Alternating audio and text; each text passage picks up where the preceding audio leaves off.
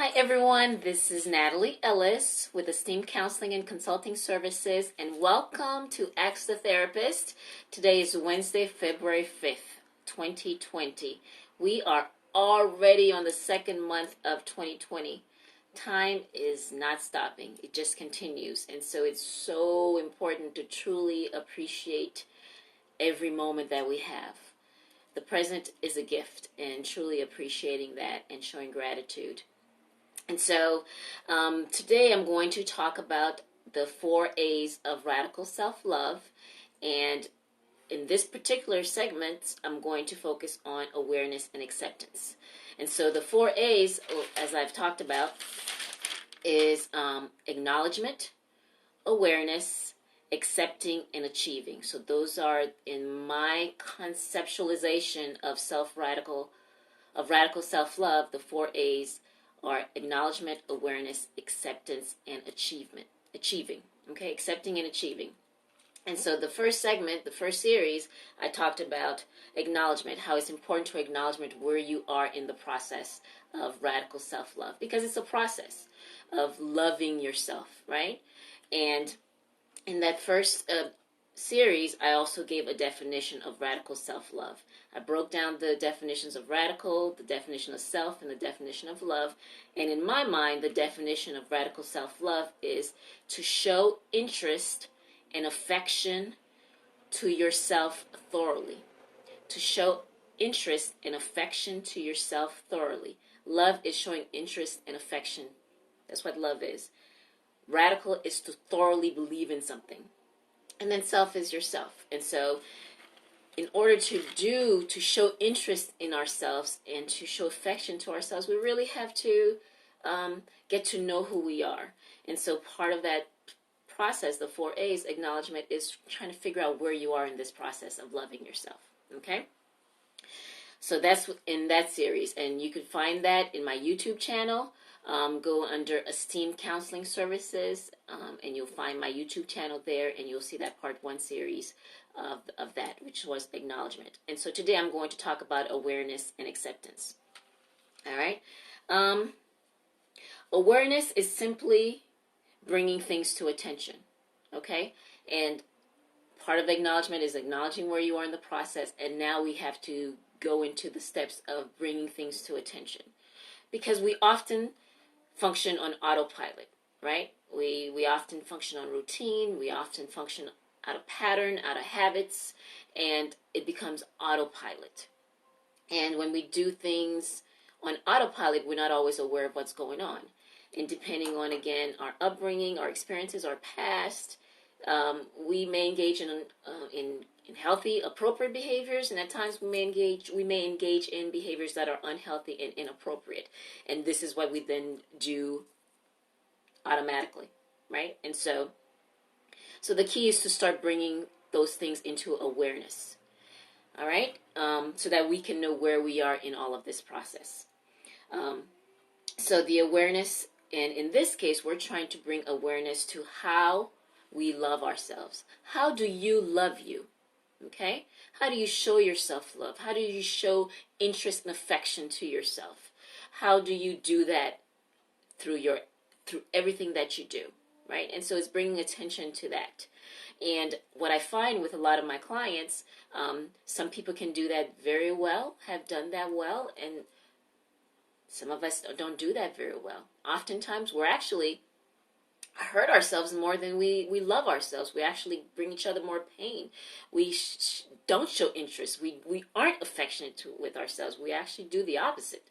And so in bringing the awareness, it's about trying to see, how do we do this? How do we love ourselves? In this process of trying to love, how are we doing that? Or are we doing that? Okay? So let's start being awareness of our thoughts. One of the things I do with my clients, I do with all my clients. It doesn't matter how old. When they're 3, I do it with them in a 3-year-old type of way, and no matter how old, I do it with them. I do this thing called a cognitive triad. And a cognitive triad, it's about paying attention to these components. And in the cognitive triad, there's actually a 4th component which I also put under feelings, but this is a cognitive triad. And so in addressing awareness, I'm going to talk about it in this sense, because we have to become aware of our thinking patterns, what's going on in our thoughts, right? And our thinking patterns are made up of our beliefs, our perceptions, our values. That's what our patterns, our thinking patterns are made up of. And those things are developed very, very early on. Okay? And so, again, in bringing awareness, we're bringing attention to what is it that we think about? What is it that we believe? What is it that we see or perceive? What is our values about ourselves, right? Because, again, this is about self-love, radical self-love. How do we love ourselves in our thoughts, in our beliefs about ourselves, okay? And then in the cognitive triad, our thoughts lead to feelings, and then it's a cycle, right? Our feelings. How do we feel about ourselves? Awareness of our feelings towards ourselves, okay? And that is based on feelings centering around shame. There's a lot of people who are very ashamed of different aspects of who they are, right? And so bringing attention to the feelings that we have towards ourselves. And then we'll talk about our actions. What are the actions that we take to show interest and affection towards ourselves? Or do we? Are the actions that we show detrimental or beneficial to how we show ourselves love, right? And so this would be the way that I do that with clients. With all my clients, I go through this. And this is not just in self-love. I go through the cognitive triad. I do this with everything that they do. Because everything that we do, we have thoughts about it, which then creates emotions and feelings about it, which then there's actions that we take. Or no activity at all, no actions. And so being aware of all those different components is important. And so when I talk about awareness, is awareness of those three main components: our thinking, our feeling, and then the action, our behaviors. Okay, and all this is in regards to how we're showing each other love. How do we show each other love? With how we talk, our self-talk, right? The thoughts that go through our mind. I'm ugly, I'm not enough. And so with this particular client, this is a client I just worked on this morning. And again, I apologize for being late this morning. I was in a crisis situation. And so, again, this is something to bring things to her awareness. Because, again, because we're on autopilot, we're not often thinking about what's going on in our head, which then leads to emotions. And we're not even aware of all the times that we're in this emotion. We just find ourselves in it, right? And then here we are, we behave accordingly. And so the awareness forces us to kind of pay attention to, well, where did this come from?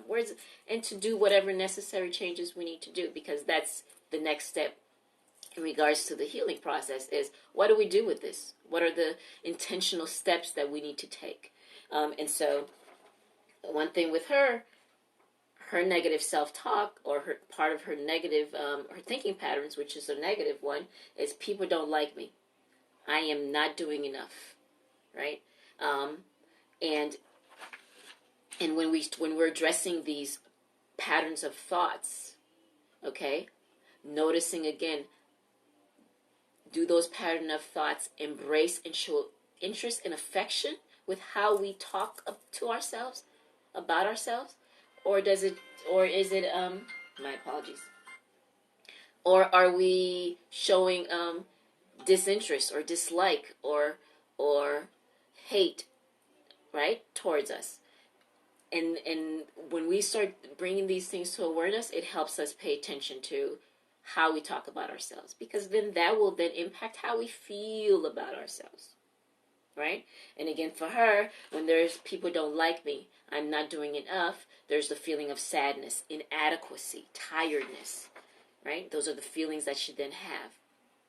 And again, some of this is unconscious. Again, we're bringing this to the consciousness to become aware so that we can do something about it. So she notices there's sadness, inadequacy, tiredness, which then lead to actions concerning feeling stuck. There's no action, immobility, feeling paralyzed, not feeling she can do anything, not eating properly, isolating. And so those are the actions that then comes as a result of that, right? And so this is an example of, again, paying attention and being aware of how thoughts influences feelings, how influences our behaviors, and then how to then become aware of that and doing something about it. And so with her, And with what I will do in regards to radical self-love is once we start noticing the patterns of how we show ourselves love or show interest with ourselves, whether it's positive or negative, right? And again, once we kind of notice that, well, then how do we then incorporate a healthier view of self? Okay? How do we then incorporate that? How do we create a shift? And again, because this is a pattern that's happened for so long, when we're trying to create the shift, it's going to feel uncomfortable. It's not not going to be automatic. So it's work, right? We're trying to change a pattern, a habit, a systematic change, brain change. We're doing a lot of different work here, so it's not easy, but it's possible. Okay, so the first thing it's about being aware, the awareness of all these components. Okay, and so the next step in terms of the 4A's, we've talked about acknowledgement, which you'll find on my YouTube page, the first part, which was acknowledgement. This part I just talked about, just awareness and the awareness of those components of thoughts, feelings, and our actions in regards to love, self-love. And the next step is acceptance, right? And so once we kind of take a look at all this, then how do we get to a place of accepting who we are, right? And with that takes work, because again, if there is a lot of layers of negativity, negative self-talks, negative love, self-love, then we have to figure out how to create a shift, right?